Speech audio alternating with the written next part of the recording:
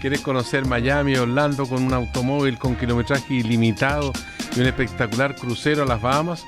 Entonces, llama ya, sin anteponer ningún código, al 1230-020-6858. Y Newport Resort hará posible estas increíbles vacaciones. Solo a las primeras 30 llamadas de ahora, ya, pagan por 1 y vacacionan 4. No te quedes fuera, llama al 1230-020-6858. 1230-020-6858 y felices vacaciones. Ya estamos, dicho esto, listos para presentar a los contertulios de esta jornada, que están cada uno en sus rincones para el combate verbal de esta jornada. Combate verbal, ¿no? Pero que ya están todos amigos, ya toman once, desayuno, ¿no? Pero o más o menos no. Yo no creo que la adversariedad política, ideológica, signifique ser enemigo. Viene con bandera blanca Ernesto Otone, director de cátedra Globalización y Democracia de la Universidad bandera blanca y verde. Sí, la verde está poniéndose morada, eso sí, ¿eh? ¿Cómo que morada? Sí, pues el otro día no hicieron lo que tenían que hacer, pues. Sí, pero esta noche la haremos. Ya, bueno, ahí hay que esperar que ocurra eso. Sí. Oye, que jugó mal el Colo-Colo. ¿Jugó mal? Fue el desastre de Rancagua. El desastre de Rancagua para los blancos. De la Católica le dejo la explicación a Luis. Está tomando un sorbo de agua. Respira profundo. El director ejecutivo de Libertad y Desarrollo, Luis Larraín. Hace una sonrisa de temple, así. No, tú dices que jugó muy mal Colo-Colo, jugó mal la Católica también. También. Jugó mal la Católica y no logró el objetivo, que es lo que más nos duele, porque a veces se juega mal y se gana, pero teníamos una buena oportunidad de marcar una distancia y una diferencia, y no se hizo, lo cual a todos los que somos cruzados nos tiene desilusionados, molestos, pero así el fútbol, quedan 3 fechas más y tenemos que enfocarnos en ver qué cosas funcionaron mal y no solo preocuparnos, sino que ocuparnos en tratar de resolverlo. Así ¿sí? ¿Qué es lo que tendrían que hacer? Porque alguna fórmula habrá, ¿o no? Porque aquí perdieron con un equipo que estaba prácticamente al fondo de la tabla de posiciones. Efectivamente, ellos de hecho se están jugando la permanencia y creo que lo demostraron en la cancha. Jugó bien, y bueno, desgraciadamente, ¿qué es lo que hay que hacer? Es una cuestión que hay que trabajar. Obviamente que no es obvio, porque si no ya estaría hecho. Y hay todo tipo de factores, digamos, que pueden explicar esto, pero en todo caso estamos decididos a superarlo. Temple también para esta situación. Bueno, y Patricio Zapata, todo esto, ¿qué pasa con la Unión Española? No jugó tan mal. No, pero esa es la novedad. Seguimos inclaudicables en nuestra decisión de cederle protagonismo a los demás equipos. Es una decisión de bajo perfil. Es como el comité de observadores. Claro, exactamente. Desde una discreta, digámoslo, un minimalismo. Fue un rol neutro. Oye, a propósito del comité de observadores que encabeza Patricio Zapata. Nosotros la Unión está observando el campeonato. Está observando el campeonato. Sin emitir opinión. Es que a lo mejor tiene la cancha. A lo mejor tiene la orientación de su hincha más prominente en la institucionalidad del país. Zapata los tiene mal. Bueno, sabe que este proceso constituyente, el Consejo de Observadores, está ahí en una situación relativamente conflictiva, porque ha rechazado que el gobierno redacte conclusiones de cabildo. También conversamos, ya lo contamos en el Diario Cooperativa esta mañana, con el presidente de partido, Carolina Goich, de la Democracia Cristiana, y Ernesto Velasco, del Partido Radical. Ambos coinciden en garantizar un proceso participativo y dejar de lado la crítica pequeña. Escuchemos. Acá hablamos de la casa común, una casa donde en su construcción, en la discusión, esperamos que estén todos incluidos. Y ojalá la oposición lo haga desde la propuesta, y creo que en esto, ojalá ellos acojan la invitación a participar con propuesta y no a portillar, insisto, desde la crítica pequeña. Bueno, yo creo que la derecha no quiere una nueva constitución, no quiere realmente un proceso constituyente, y eso es bueno que lo digan de una vez por todas y en castellano. Yo creo que el gobierno no puede amedrentarse por este tipo de situaciones, tiene que seguir adelante. Y a todo esto, el presidente de la Cámara de Diputados, Osvaldo Andrade, también se refirió a esto del aportillamiento que se habla en la nueva mayoría. Me da un poquito pena, para serle franco, ¿eh? La derecha en Chile ya no es parte del debate político. La derecha en Chile entiende que todos los temas de la política tienen que ser resueltos o por el Tribunal Constitucional o por la Contraloría, porque ya en sí misma es incapaz de sostener un debate serio, contundente, que logre convencer. No, yo me temo que en eso la derecha está cometiendo un error histórico, digamos. Bueno, y el presidente de Renovación Nacional, Cristian Monkeberg, también se pronunció sobre esta iniciativa que está en desarrollo. Yo espero que la Presidenta de la República honre el cargo que está ejerciendo, y eso significa que sea un proceso constituyente que convoque a los chilenos, que una a los chilenos, y que finalmente, si vamos a terminar en una constitución nueva, esa constitución nueva sea un proceso de reflexión de todos los chilenos y no solamente de un sector. La Presidenta de la República tiene una tremenda oportunidad de impulsar un proceso constituyente serio y que vaya hacia adelante uniendo a los chilenos y no dividiendo. Bueno, ya en el terreno hay un documental que está en este momento planteado para promover el proceso constituyente, y el timonel de la UDI, Hernán Larraín, conversamos hace poquito rato con él, también habló de eso.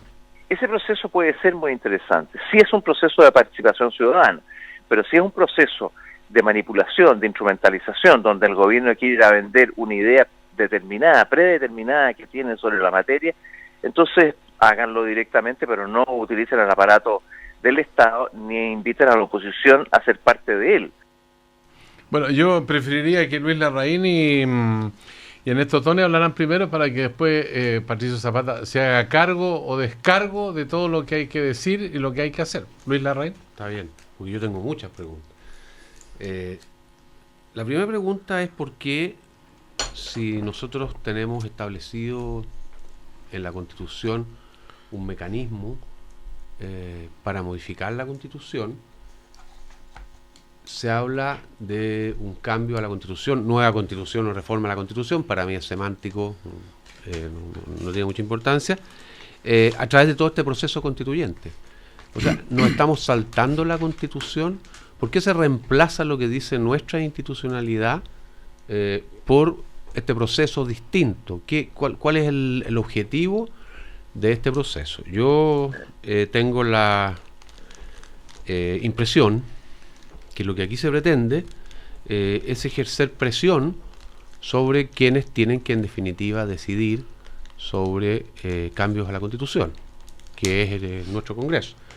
Y de esa manera, entonces, se reviste con esto de participación ciudadana una determinada forma de modificar la Constitución o de establecer una nueva Constitución que cuenta con el aparato del Estado detrás, que cuenta con fondos públicos detrás, y que sin embargo no está contemplada en nuestra institucionalidad. ¿Por qué hay un mecanismo extrainstitucional para modificar nuestra Constitución? Esa es la primera pregunta que yo tengo y que creo que no ha tenido una respuesta adecuada. Se habla de un proceso de participación ciudadana, pero obviamente un proceso de participación ciudadana es difícil de constituirlo de manera representativa, porque cualquiera podría decir, bueno, yo no participé en el proceso, mi voz no está representada ahí, no va a estar la voz de los 18 millones de chilenos representados en esas conclusiones.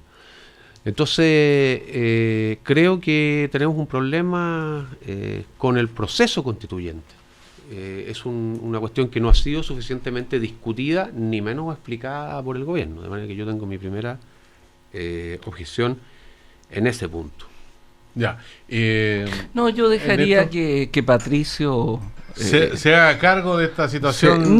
Tiene que ver con el método. No, que Patricio, que está muy metido en el proceso desde una perspectiva incluso con responsabilidades muy fuertes, pudiera pudiera señalarnos muchos elementos y yo opinaré, por supuesto.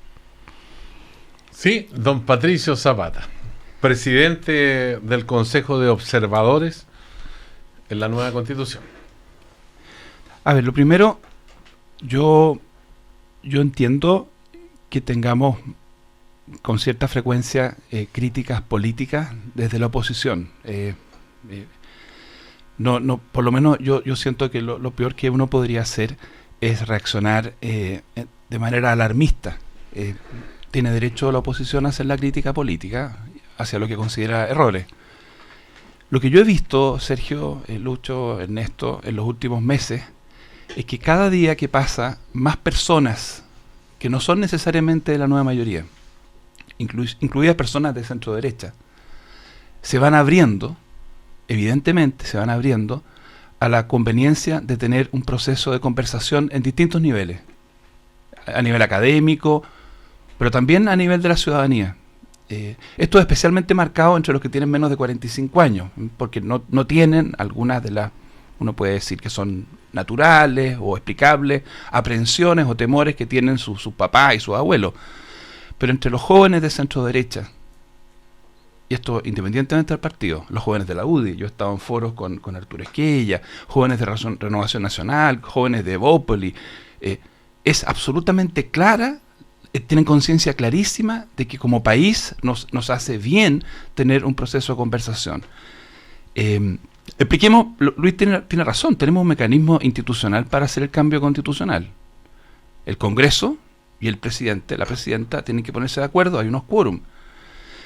Pero a mí me parece que dado los problemas que tenemos, y no solamente en Chile, los problemas que están teniendo muchas democracias, parece importante combinar virtuosamente el trabajo de las instituciones clásicas con procesos de participación. Este es el primero, no va a salir fantástico, no van a llegar 10 millones de personas a los encuentros, yo creo que va a ser muchísimo menos gente, pero es el primero de un proceso que va a ser largo. Tenemos que aprender de los problemas que han tenido las reformas anteriores, en que quizá la prisa conspiró contra los logros.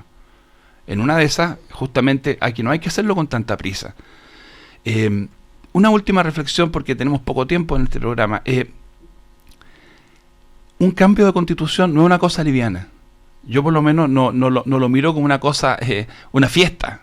Yo le tomo el peso que tiene. Los países no debieran hacer los cambios de constitución a cada rato. Y debieran hacerlos con un sentido de seriedad. ¿Cuál es la imagen que se me ocurre? Es como llevar a una persona al hospital, meterla al hospital, ¿no es cierto? Y tú le vas a hacer un trasplante, le vas a sacar un pulmón. Eso tiene costo económico.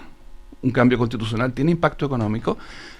Tú tienes que sacar a la persona de su trabajo y tenerla un mes y medio, digámoslo así, parada. Nadie va al hospital porque es entretenido.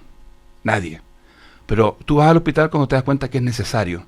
Ahora, en el caso de la ciencia biológica, claro, aparece un doctor con un escáner y te dice, mire, aunque usted se sienta bien, usted tiene un tumor. Y uno dice, perfecto, voy al hospital. Con las ciencias sociales no es tan simple. No es que lleguen los sociólogos y le digan a la gente, Chile tiene un problema. Yo creo que una de las cosas útiles que tenemos que hacer es preguntarle a la gente si le duele y qué es lo que le duele. Y si tú le preguntas a la gente, en regiones, por ejemplo, le duele lo centralizado que es nuestro país. Si tú le preguntas a la gente que tiene ascendencia en pueblos originarios, le duele que ellos no tengan un espacio de representación legítima. Si tú le preguntas a muchos trabajadores de este país, les duele sentir que en la Constitución no están bien equilibrados los derechos. Y en general a los ciudadanos les duele sentir que inciden poco en lo que ocurre, que tienen pocas maneras de influir, porque los partidos políticos que debieran representarlo no están funcionando bien, porque el Congreso, que tiene una tarea muy bonita en representar, es débil, es anémico. Entonces, el sentido de hacer un ejercicio de participación es escuchar un poquito, porque aquí estamos llenos de expertos que tenemos toda una teoría de lo que pasa con Chile. Lucho tiene la suya, yo tengo la mía, Ernesto tiene la suya, pero yo creo que es bueno hacernos un momento de mayor humildad y preguntarle. Y yo lo digo con todo este entusiasmo porque llevo 5, 3, 4 meses haciendo este ejercicio. Este fin de semana me junté con 200 personas que viajaron desde el norte y el sur de Chile, los famosos facilitadores. La mayoría gente joven, Ruth 18 millones, 19 millones, la mayoría son mujeres, y da gusto escucharlas y escucharlos. No son personas ideologizadas y fanáticas, son personas súper sensatas, porque están convencidas que necesitamos como país tener espacios de racionalidad. Esto no excluye, Lucho, que en algún momento haya que sentarse en el Parlamento y llegar a acuerdos, pero yo pienso que tener estos procesos previos, tener instancias como el Consejo de Observadores, donde hay gente como Arturo Fermandoá, que es cercano a la UDI, Gastón Gómez, que es cercano a la Renovación Nacional, Salvador Villaleo, que es cercano al Partido Socialista, que estamos trabajando juntos para que tengamos un buen proceso participativo, ayuda al funcionamiento de las instituciones. No es lo uno o lo otro. Nuestras instituciones necesitan un poquito de transfusión de sangre ciudadana, y por supuesto la ciudadanía pura y simple no va a poder tener resultados si no tenemos instituciones. Así que yo no te puedo responder así de una y buena, Luis, pero yo creo que es exactamente lo que necesitamos. Esto es lo que el doctor le recomendaría a Chile, dado los problemas de sospecha que tenemos, desconfianza, descalificaciones. Yo escucho muchas veces, la forma en que se refieren uno a otro los dirigentes políticos, y llega a ser deprimente. En eso me hago eco de la columna de Ernesto Otone, Pachotada se llama la última columna de Ernesto. Y fíjate, lo que hemos venido haciendo en el Consejo es todo lo contrario. Paciencia, serenidad, escucharnos, darnos horas y horas para escuchar al que piensa distinto, no apurar la cosa, hacerla bien, dar garantías para que un ciudadano que no es de gobierno pueda ir a un cabildo, para que un ciudadano que es de oposición, de izquierda o de derecha, pueda participar, y por eso hemos tenido esta posición de autonomía que nos ha costado algún dolor de cabeza, pero la vamos a seguir manteniendo. Ya, ahora, cuando se habló de decisión final del Congreso, se está hablando del próximo Congreso, no de la actual Constitución de las dos cámaras que tenemos en este momento, claro, en estos dones. Pero yo creo que lo importante es lo siguiente. Mira, que tú te referías a Pachotá, es una cosa que escuchando las personas que tú pusiste en audio, ¿sí? Esta tendencia a la Pachotá se muestra ahí. O sea, no escribí una cosa banal. La tendencia a la Pachotá se muestra, a decir que el adversario es así, es asá, etcétera. Entonces, yo creo, mira, que es bien importante tener en cuenta dos cosas. Primero, yo no me imagino una constitución que no tenga un amplio consenso. No puede haber una constitución que no tenga un amplio consenso, que nos represente a todos, que no sea refrendada por la ciudadanía, etcétera. Y para ello tendrán que haber los mecanismos necesarios para ello. Segundo, yo creo que no hay que desconfiar de los procesos de participación. O sea, tiene razón que existe un peligro de, por decirlo así, de cabildos militantes, ¿no es cierto? Donde lleguen los iluminados de uno u otro sector con agendas muy acotadas, en donde quieran imponer una cierta voluntad respecto a esto. Pero fíjate que yo los procesos que he visto de consulta, de pregunta, etcétera, son muy sensatos. O sea, la gente, la enorme mayoría de los chilenos, no tiene ideas raras sobre la Constitución. Tiene ideas muy sensatas, no tiene ideas de extremo en un sentido o en otro. Entonces yo creo que un proceso de participación bien llevado, y ahí es justo que la oposición al gobierno se plantee la necesidad de que sea bien llevado, de que no sea una cosa proselitista, etcétera, puede entregar un conjunto de elementos y facilitar un proceso que tiene que terminar en un proceso de amplio acuerdo. Si las constituciones son para que duren, las constituciones son para que esté lo fundamental de la convivencia democrática. No se saca nada con aprobar una constitución que va a tener que ser cambiada. Fíjate que en América Latina hace algún tiempo hubo una especie como de locura por las nuevas constituciones. Y se hicieron nuevas constituciones aquí y allá, estos regímenes más bien populistas, o neojacobinos como los llamo yo, tuvieron, y hay un conjunto de cosas en esas constituciones que no funcionan, que tuvieron elementos que después demostraron no ayudaron a la vida democrática, o que se llenaron de adornos como un árbol de Pascua y que después no eran posible cumplirlo. Las constituciones son más bien secas, las constituciones son más bien señalando aquellos elementos principales de nuestra convivencia. Entonces yo creo que la participación tiene su lugar, pero no es solo la participación, es también los mecanismos institucionales que tienen que llevar a una suerte de consenso. Ahora, la gran mayoría de los chilenos es capaz de generar un cierto consenso en torno a una constitución democrática que la represente, donde estén los derechos, donde estén los deberes, en fin.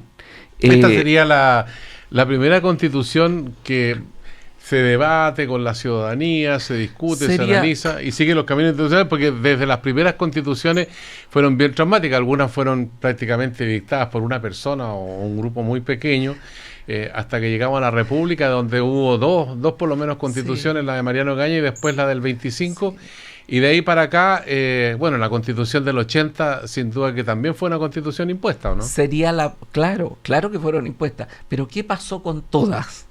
Con todas las constituciones, con la del 33, con la del 25 y después incluso con la del 80, que la vida institucional llevó hacia adelante otras cosas.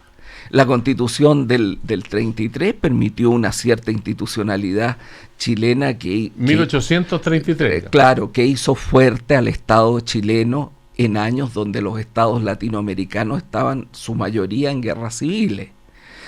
La Constitución del 25 salió, fue la historia, es una historia, la pequeña historia es muy anecdótica, pero la República funcionó durante largo tiempo y funcionó con una institucionalidad. Y la del 80 fue tanto así que la Constitución del 80 no la impulsó Pinochet para que lo sacaran en un plebiscito. Sin embargo, la gente dio vuelta a aquello. Entonces, tratemos de tener una constitución que nos represente a todos. Ahora, digamos que la Constitución del 25 fue aprobada en un plebiscito, esta de la Constitución de Arturo Alessandri. Luis Larraín. Pero así... Sí, a ver, este tema da para mucho, hay varios órdenes. Uno tiene que ver con la manera como tomamos decisiones como sociedad. Supone que nosotros en Chile tenemos una democracia representativa. La democracia representativa quiere decir que son los ciudadanos los que eligen representantes, y esos representantes son los que dictan las leyes, y de esa manera se va configurando la institucionalidad que nos va rigiendo. Es difícil, es extraordinariamente difícil. Aquí se pinta como una cuestión muy deseable, un proceso de participación, pero lo difícil que tienen los procesos de participación es como tú agregas las preferencias de uno con las preferencias de otro, porque resulta que un señor piensa algo, otro señor piensa otra cosa, etcétera. Entonces, como tú agregas todo eso, ¿ya? Eso es una dificultad gobernar sobre esa base. Yendo al ejemplo de Patricio, claro, todos podemos opinar, y eso está bien, sobre cuál es el dolor que tenemos, que nos duele por acá, que nos duele por allá. Distinto es que nosotros empecemos, aún como pacientes o como dolientes, a decir, mire, yo creo que lo que hay que hacer aquí es cambiar la válvula mitral, sin ser cardiólogo. Yo creo que hay un riesgo no menor que este proceso se transforme en una suerte de lista de supermercado, en que la gente diga, yo quiero esto, yo quiero este otro, yo quiero lo tercero, y como va a ser muy difícil ponerse de acuerdo o agregar esas preferencias, más vale que las pongamos todas. Entonces hagamos una lista bien grande de supermercados, entonces yo quiero esto. Entonces al final el problema es cómo incidiría un proceso de ese tipo en las decisiones que tienen que tomar los parlamentarios, cuál es la presión social que se haría sobre quienes tienen que tomar las decisiones constitucionales en definitiva. Y ahí nosotros tenemos una situación. Yo me acuerdo haber escuchado al actual ministro del Interior, que en ese tiempo se estrenaba como ministro del Interior en un seminario. Jorge Burgos. Sí, donde él decía, la verdad, es que la Constitución que tenemos, de 1980, que ha sido modificada en varias oportunidades, es una constitución que, a juicio de él, era el ministro del Interior de este gobierno, a juicio de él, había cumplido con los requisitos que tiene una constitución en cuanto a procurar un marco institucional estable para que el país progresara. Y yo creo que esa cuestión es innegable. O sea, en ese periodo es el periodo más próspero de la historia de Chile, es el periodo en que más se ha reducido la pobreza, se han logrado una serie de cuestiones. Ahora, obviamente que quedan muchas otras cosas por lograr. Pero el problema, volviendo al ejemplo del enfermo, es que al enfermo lo operemos de algo que no tiene. Ese es el peor error médico que podemos cometer. Y desgraciadamente, si uno mira la historia de las constituciones en Latinoamérica, por ejemplo, muchas veces se ha operado al enfermo de la enfermedad que no tiene y ha terminado peor. Entonces, es un riesgo que es difícil de administrar y que yo creo que estamos corriendo. Ahora, lo que Burgos decía para completar su exposición, porque no se quedó ahí diciendo que había funcionado, sino que dijo tiene un gran problema que no es querida por los ciudadanos. Entonces ahí viene este concepto de la casa de todos. Yo, la verdad, como no soy constitucionalista, tampoco soy abogado, no creo que la ciudadanía quiera mucho a sus constituciones. Me parece un concepto un poquito abstracto. Yo nunca he visto a alguien que... enamorado de una constitución. Claro, no tiene así como un teddy bear, digamos, en la cama, la constitución, digamos. Bueno, pero es que la constitución no es para meterla a la cama. Por las constituciones, claro, pero entonces está bien. Hay un problema con la legitimidad de la constitución, con la famosa legitimidad de origen. Recién Sergio se refirió y en esto también a la cuestión histórica. En general, muchos de los cambios constitucionales tienen temas de legitimidad de origen porque provienen justamente de cambios institucionales importantes. Entonces no es tan fácil. Yo creo que ustedes son demasiado optimistas y permítanmelo llamarlo porque yo creo que no es un defecto necesariamente, ingenuos, sí. En cuanto a que esto va a ser un proceso que va a salir todo muy bien y que vamos a tener una estupenda constitución a partir de esta situación. Yo soy más pesimista sobre los efectos que eso va a tener en nuestra sociedad. Perdón, un piso para seguir conversando porque la gente dirá, bueno, pero ¿de qué se trata una constitución? La constitución tendrá que fijar, ¿no es cierto?, ciertos parámetros en relación con el territorio, la población, gobierno, soberanía, el concepto de nación, de patria, y después derechos y garantías de los ciudadanos, formas de gobernar, cómo se aplican las leyes, cómo se hacen las leyes, cómo se compone el poder. Eso sería el sentido como básico que uno entiende desde afuera, digamos. Los expertos nos podrán decir otra cosa. Bueno, pero yo quisiera... a ver, aquí se presentan dos tipos de pesimismo, el pesimismo conservador de Luis y el pesimismo menos conservador, el más abierto mío. Yo tampoco soy un optimista de que las cosas siempre salen bien, etcétera. Pero yo quisiera decirte dos cosas, Luis. Primero, la biología es distinta a la sociología. O sea, cuando tú planteas el tema del dolor del riñón y qué sé yo, estás planteando un problema de experto. En el manejo de la sociedad existe un elemento democrático. Existe una decisión de todo. Tú no puedes votar sobre si sacar un riñón o no. Lo que tú puedes votar es la orientación de una sociedad. Entonces, el ejemplo ejemplo era de Pato, sí, pero marcaba la diferencia entre las ciencias biológicas, donde los expertos efectivamente tienen la última palabra. Aunque no tenga síntomas, yo tengo que operarme. Lo que el Pato trataba de decir es lo mismo que te estoy diciendo yo. O sea, solo trataba. No hay que... No con mucho éxito, parece. Claro. O sea, son dos cosas diferentes. Entonces, no hagamos una comparación porque no nos sirve. Oye, solo para decir que es diferente. Déjame decir otra cosa. El tema de la deliberación, de la democracia representativa, estamos los tres de acuerdo acá que la democracia representativa tiene que ser mantenida, que es muy importante. De lo que estamos hablando, lo que leía Sergio, es de una constitución que que es concebida para una democracia representativa. Pero eso no quita que hayan instancias deliberativas, instancias de participación, de las cuales quienes son los representantes, quienes son elegidos para representarnos, no tengan que tomar en cuenta. Entonces no se trata de una lista de supermercado. Se trata de ver cuáles son las preocupaciones más grandes que la gente expresa respecto a la vida política, respecto a la forma de organizarse del Estado, de funcionamiento de la sociedad. Y yo creo que es posible que esas ideas sean señaladas. Yo estoy seguro que no van a dar una cosa ideologizada, extremista en uno u otro sentido. Entonces yo tengo una visión como de más confianza en lo que surge de la deliberación de las personas. Ya, y yo creo que eso... déjame terminar. Déjame terminar. Que estamos en la hora, en la hora. Estaremos en la hora, pero déjame terminar. Entonces... estaremos en la hora, me cortaste, pues si me cortáis no puedo hablar.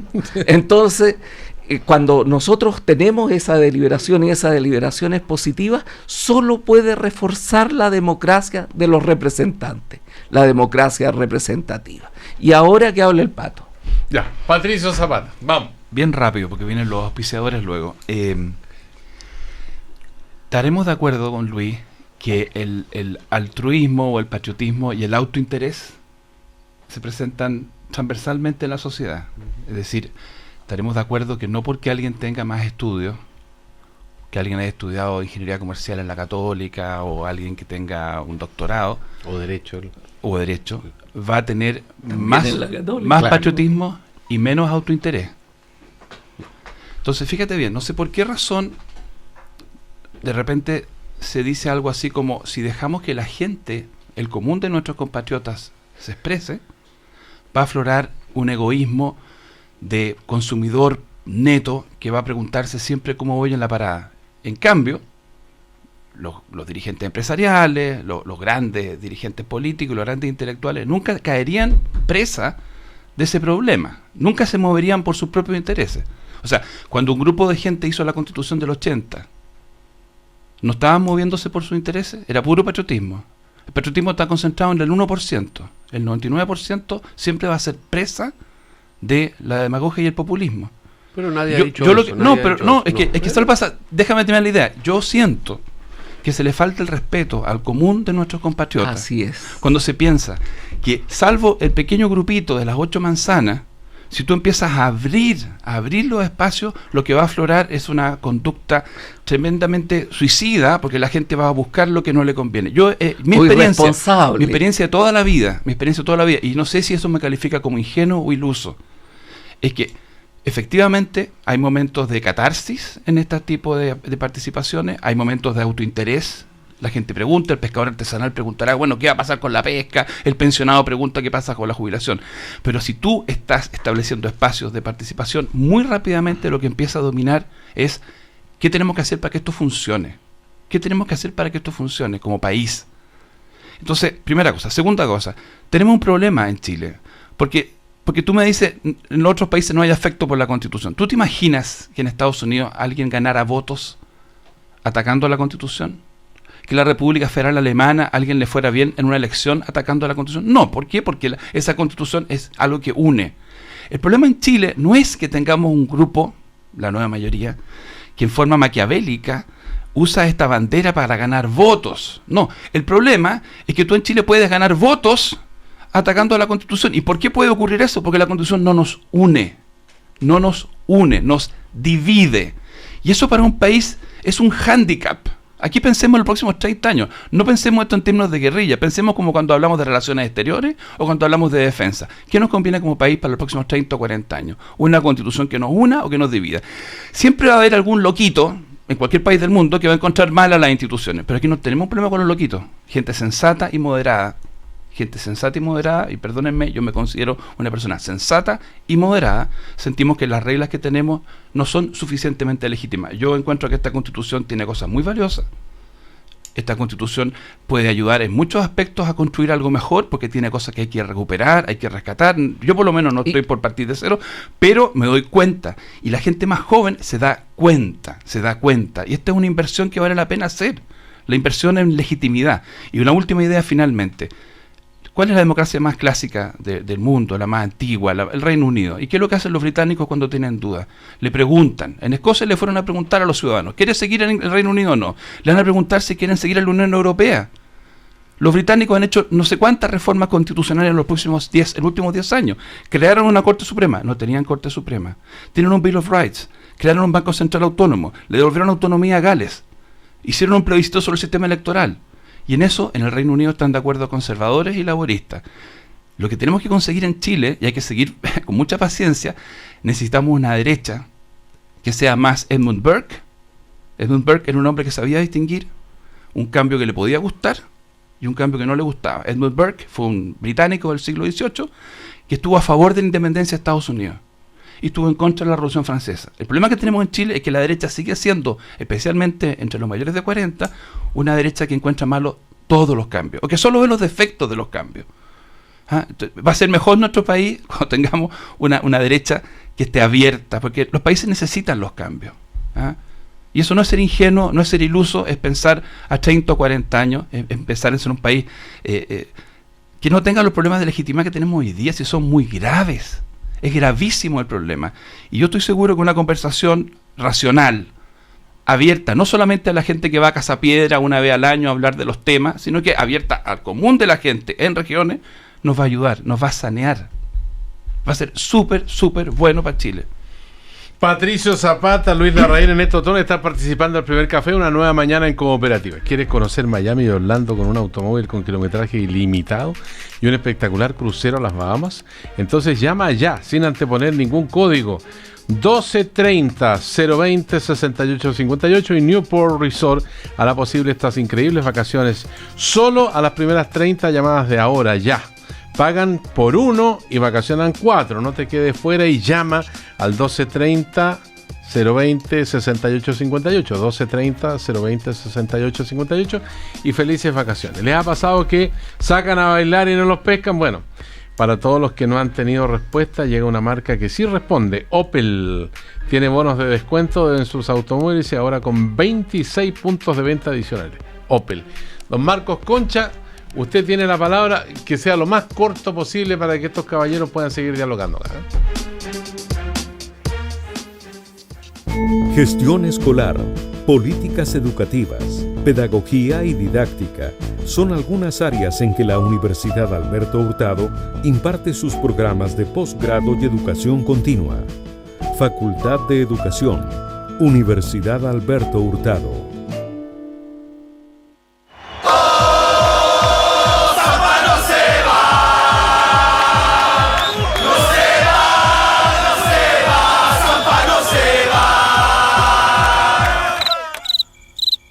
Por todos esos fans que nunca tuvieron respuesta, llega una marca que sí responde.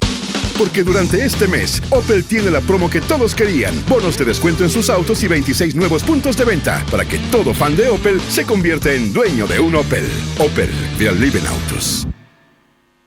Si quieres llegar más lejos, invierte en la nueva plataforma internacional de inversiones de Principal Financial Group. 6 nuevos fondos administrados por las mejores boutiques de inversión en el mundo para que sigas creciendo junto a tus inversiones. Conoce más en principal.cl. Principal Financial Group, líder global en inversiones y pensiones. Fondos inscritos en el registro de valores extranjeros que lleva la Superintendencia de Valores y Seguros. El día más importante, hazlo inolvidable. Ven a Sheraton Santiago. Para matrimonios y eventos sociales tenemos todo lo que necesitas. Exclusivos salones y áreas verdes, la mejor gastronomía, un servicio a nivel de un día perfecto. Llama y consulta al 22-7070-182. Pregunta también por los puntos y premios que puedes ganar para canjear en más de 1,100 hoteles y resorts alrededor del mundo. Matrimonios y eventos sociales en Sheraton Santiago.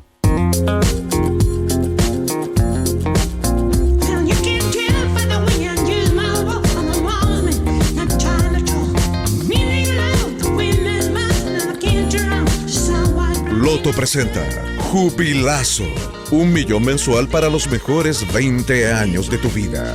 Loto sigue creciendo. Ahora te da 6 nuevas oportunidades para ganar en cada sorteo. Partiste a jugarte un loto, pero con Jubilazo. Ahora en tu mesa, salud, sonido y sabor. Sal líquida Tatio, 0% sodio. Sí, líquida y sin sodio. 2 grandes ideas juntas en un práctico envase con dosificador spray para sazonar tus ensaladas como nunca antes y con todos los beneficios del potasio. Ayuda a eliminar el exceso de sodio, a disminuir la presión arterial, mejora el funcionamiento renal y más. Una idea 100% chilena y 0% sodio. Sal líquida Tatio, tradicional, más salud, buen sabor. Cuando tu jefe te dice, tienes la experiencia y las habilidades para ascender, solo te falta el título que lo valide, ahí te das cuenta que tienes que seguir avanzando. Por eso, hoy estudio en Advance de la Universidad Andrés Bello, un programa diseñado especialmente para ejecutivos como yo. Advance, el único programa de carreras de pregrado que reconoce y convalida tus estudios previos y experiencia laboral. Advance, de la Universidad Andrés Bello, Santiago, Viña del Mar y Concepción. Infórmate en advance.unab.cl. No dejes pasar más tiempo. Mejora tu vida sexual hoy. Men's Quality, centro médico experto en salud sexual masculina. Porque la disfunción eréctil y eyaculación precoz solo son problemas si no buscas respuestas. Llama hoy mismo y encuentra la solución médica para mejorar tu vida sexual. Y en abril, aprovecha el 25% de descuento en tu consulta y 10% en tratamientos médicos. 10 años de experiencia nos avalan. Men's Quality, expertos en salud sexual masculina. Visítanos en www.mensquality.cl y agenda tu hora al 600-633-3333 o vía WhatsApp. Cámara Chilena de la Construcción. 16 grados. 16 grados en Santiago. Para que Seba siga jugando, necesitamos parques. Para que Ale siga entrenando, necesitamos gimnasios. Para que Don Juan siga produciendo, necesitamos energía. Para que el país siga avanzando, necesitamos más infraestructura. Porque la inversión en infraestructura es clave para el desarrollo de Chile. Presentamos Semana de la Construcción 2016. Infraestructura para todos. 2 al 5 de mayo en Casa Piedra. Cámara Chilena de la Construcción. 65 años aportando al desarrollo del país. Cooperativa. 18 minutos para las 10. 18 minutos para las 10. Continuamos conversando y compartiendo el primer café con los invitados de hoy en una nueva mañana en Cooperativa.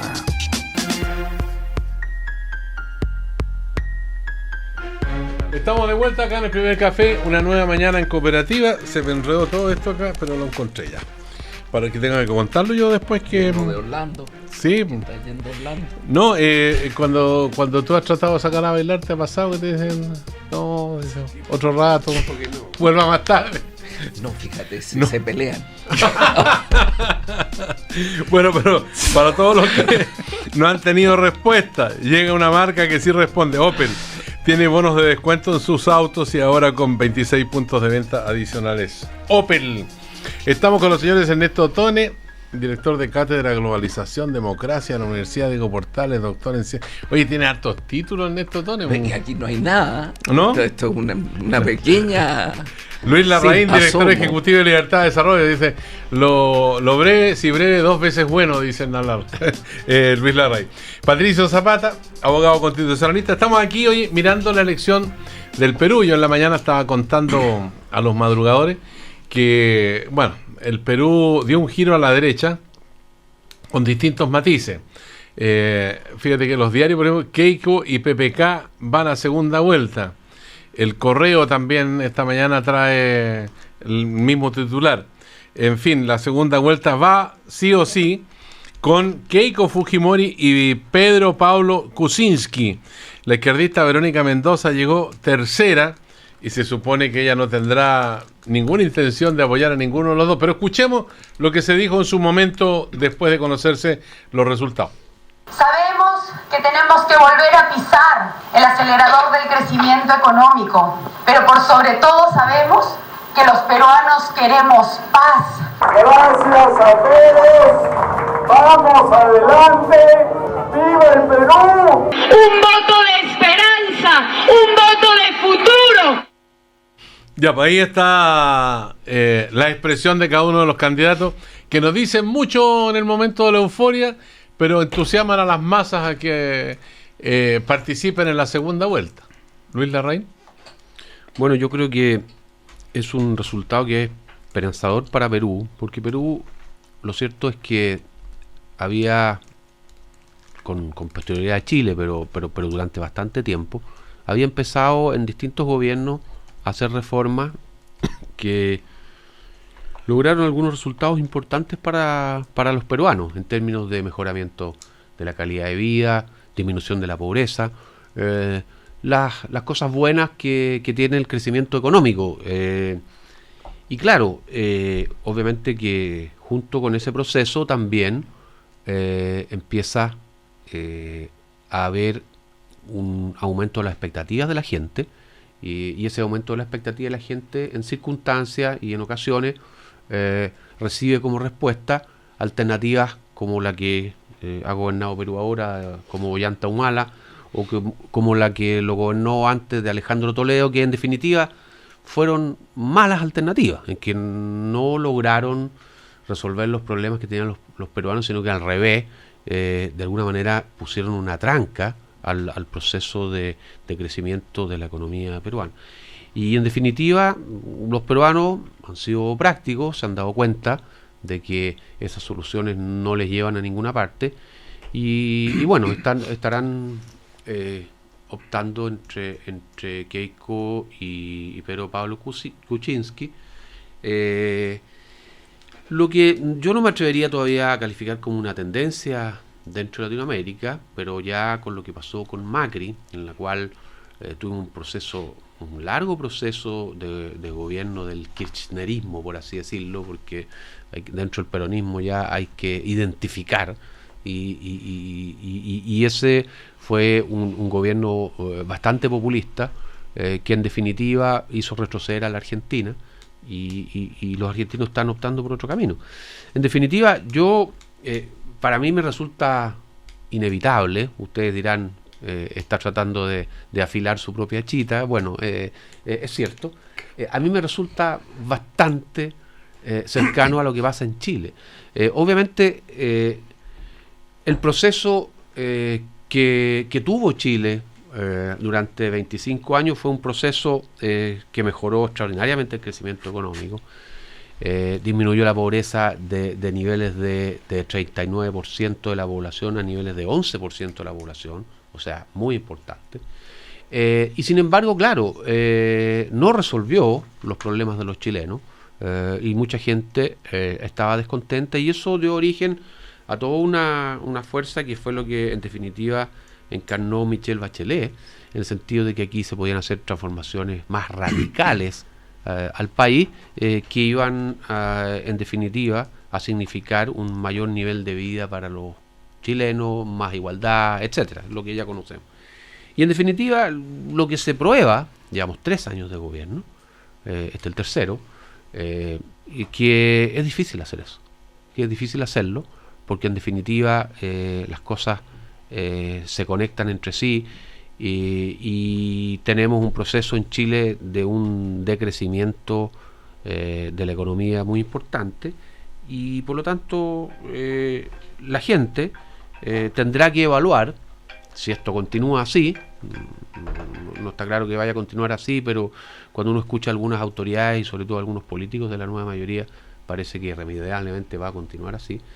Tendrá que tomar sus decisiones acá en Chile si realmente va a querer volver a una alternativa que fuera un gobierno, la mayoría de las veces socialdemócrata durante todo este periodo, y alguna vez un gobierno más de derecha liberal, que en definitiva, yo quiero decirlo así de claro, son las dos únicas alternativas que hay en el mundo hoy día para resolver los problemas de la gente, del crecimiento, y las demás que se ofrecen con distintos envoltorios, en definitiva, sistemáticamente fracasan. Entonces, uno puede tener, obviamente, grados dentro de estas dos.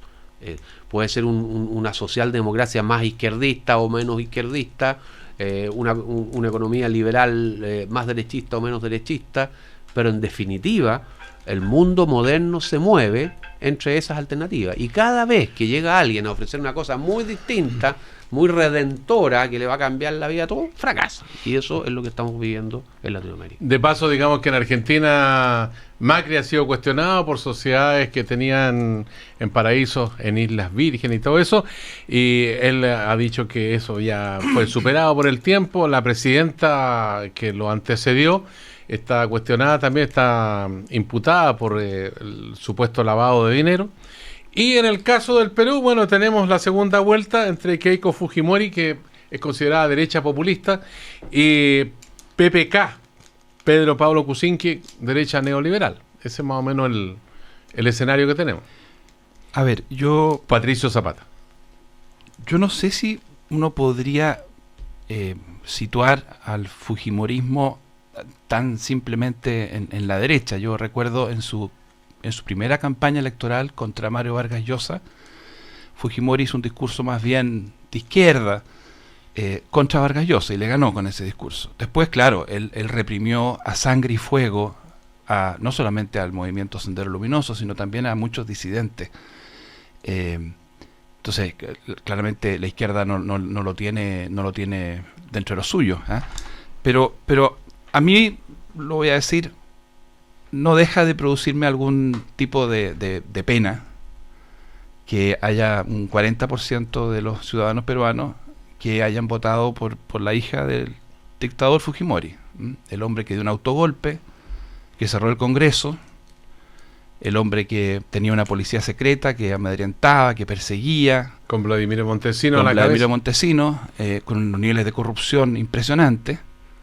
Pero claro, eso habla también de las debilidades, eso habla de lo que ocurre cuando las instituciones no funcionan bien, cuando no nos hacemos cargo de los problemas. Los partidos tradicionales del Perú, los partidos que en el año 80, el año 85 eran los grandes partidos del Perú, el APRA, que fundó Luis Alberto Sánchez hace 80 años, el PPC, el partido de Bedoya, fundado en los años 60, Acción Popular, el partido de la UNDETER. Es como si estuviéramos diciendo entre nosotros la democracia cristiana, el Partido Socialista, los partidos con historia. Fíjense los resultados que tuvieron. Se juntaron en una misma candidatura el APRA, que fue históricamente un enorme partido, con el PPC, y sacaron un 6% con Alan García.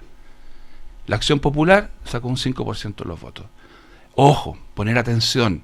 Ningún partido político, por digna que sea su historia, por bonita que sea su historia, tiene asegurado el futuro si no es capaz de renovarse. Si presentan de nuevo a Alan García, los apristas, ¿qué esperaban? ¿Qué esperaban? Mi último comentario. Difícil el tema de la segunda vuelta, porque fíjate que estaba leyendo que el fujimorismo ya tendría la mitad de la Cámara. Tienen Cámara única en Perú. Entonces, si llegara a ganar Kuczynski, tendría que sumar a sus votos, que son de centro derecha, a toda la izquierda. Difícil juntar eso, pegarlo, que funcione, y luego probablemente no tendría mayoría en el Congreso. Tendría que remontar en estos días, en estas semanas que faltan, 15 puntos porcentuales. Es harta diferencia, es difícil. Entonces, yo diría que la tiene un poquito más fácil, con la ignorancia de un chileno que no es un experto, no soy experto para nada en política peruana, pero con esa distancia se ve difícil que Kuczynski remonte esos 15 puntos, va a tener que apelar al voto de la izquierda, y después ¿qué? Porque armar coaliciones para gobernar toma tiempo, hacer algo así como una concertación en que junte a gente que pensaban distinto no es fácil.